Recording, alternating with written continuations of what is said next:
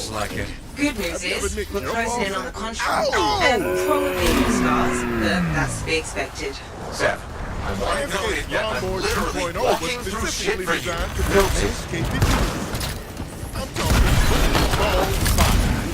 Even the cookies. I will sewer into the frying pan. This trimmer will That's sneak not the snag you expression. down. Keep moving. 100% Exit's above you. So you can trim your head in the shot. The powerful 6,000 RPM motor ensures an easy cut, even through the thickest bush. This trim is so good, as far as you can offer this business sharp. Try Manscaped Precision Tools for your family too. Head over to manscaped.com and get yourself a Lawnmower 2.0. Your bonus. And for a limited time, get free shipping and a free shed travel.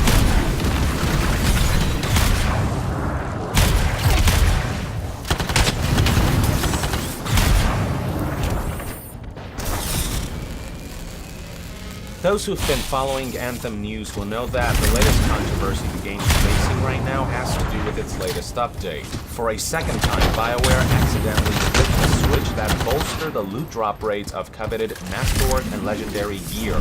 For a second time, people were actually having fun with the game.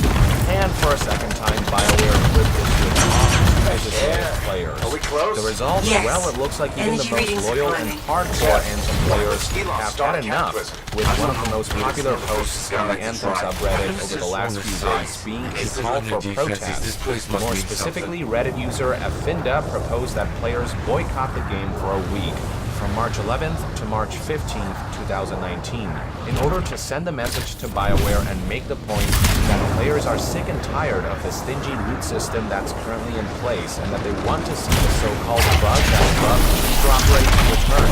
The post reads as follows: "You're pissed? You want to make a point once and for all?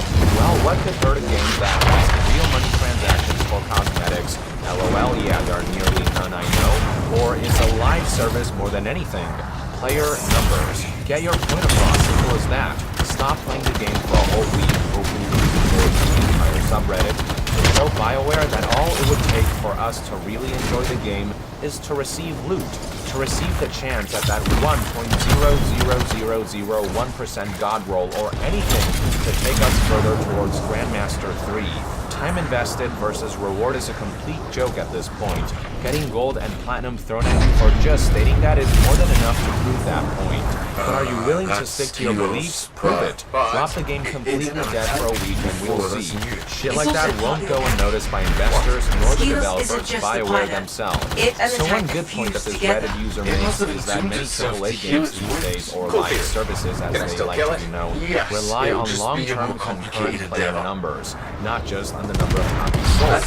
After all, these live services are intended to be monetized throughout the course of months and years, and they are reliant on players coming back every day for the possibility that during one of their play sessions, they'll be enticed into shelling out cash for microtransactions. So it's not enough to just sell a couple million copies, it's not enough that they've already got your money. These live services have to hold on to as many players who bought the game as possible and entice them to keep spending. This is what publishers like to call engagement, a term that's become stigmatized over the years due to how companies often sacrifice fun to prioritize engagement by stretching out content and grind to artificially lengthen a game's lifespan, even if it means spreading the experience thin.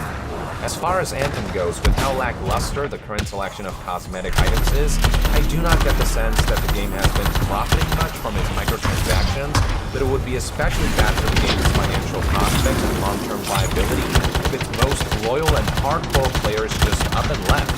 Because engagement has become so important for high-budget live services like Anthem, an organized boycott could actually make a dent.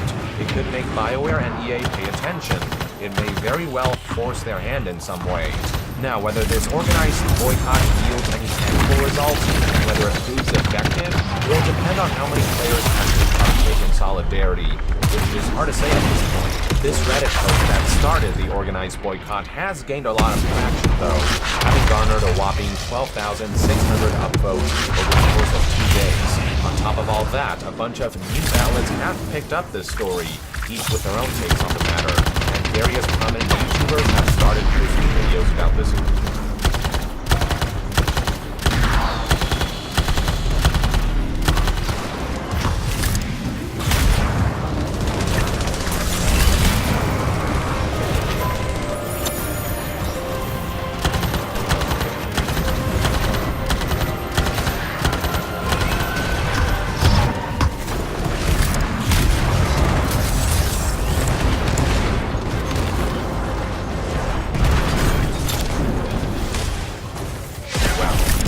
very least, there is no denying that word about this protest is spreading, though whether it catches on to the extent that active players will drop significantly enough that BioWare will be spooked into finally caving into the community's demands remains to be seen. Do keep in mind, however, that the Anthem subreddit is likely comprised of only a small segment of the game's total player base. It's a very important small segment of the community, but there are likely plenty of players out there who don't go around checking Reddit and keeping up with news about the game, or just simply don't care enough about all the controversy surrounding Anthem to participate in a boycott. Then again, given the state the game launched in, I would be surprised if many of the more casual players haven't dropped this game by now out of sheer boredom.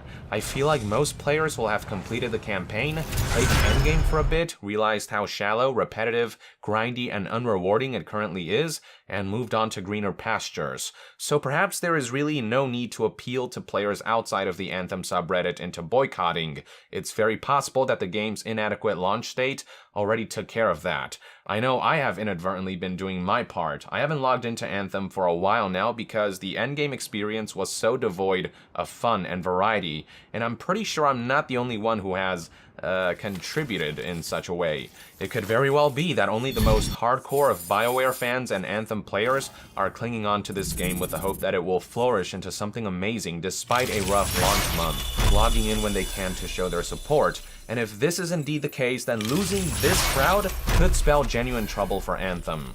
Regardless of how this organized boycott turns out, regardless of how much of a threat it really poses, what I will say is the fact that such a post like this even exists, the fact that so many people have upvoted it, the fact that it's drawn so much attention speaks volumes about how dire the current situation is for Anthem.